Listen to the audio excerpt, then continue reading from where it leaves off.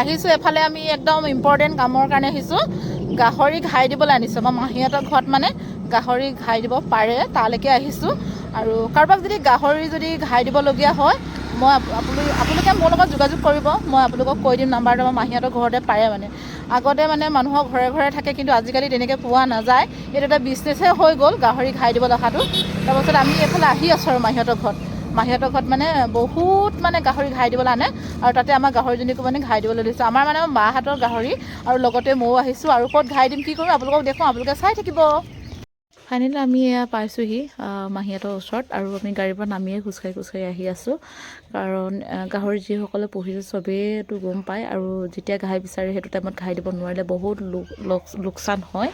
আৰু গাহৰি একেবাৰতে বহুত 10-12টা পোৱালি দিয়ে সকলোৱে জানেই। আৰু গাহৰি আজিকালি বহুত দাম হৈছে। আমি মাইকী মানুহবিলাকে এনেকৈ সম্পত্তিবিলাক পুহি যিকোনো এটা উপাৰ্জন কৰিব পাৰোঁ। আজিকালি গাহৰি বিক্ৰী কৰিয়ে মাইকী মানুহবিলাকে কাপোৰ কানি কিনা, কিবা ঘৰ চলোৱা বা ঘৰ বনোৱা বহুতখিনি ইত্যাদি কাম কৰিব পাৰে। আৰু তাতে কথা ক'ব নজনা জীৱ জন্তু এটাকতো আমি মানুহে প্ৰতিপালন কৰিব লাগিব, নহয়নে বাৰু?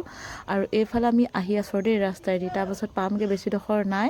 আৰু যিসকলে যোগাযোগ কৰিবলৈ মন আছে মোৰ লগত যোগাযোগ কৰিব পাৰিব। হয়তো বহুতে কমেণ্ট কৰিব পাৰে এইটো ভিডিঅ'নো কেলৈ দিব লাগে, কিন্তু এইটো ভিডিঅ' দিয়াটো জৰুৰী, কাৰণ গাহৰি যিসকলে পুহিছে। বলক ফাইনেলি আমি পালোহি এয়া।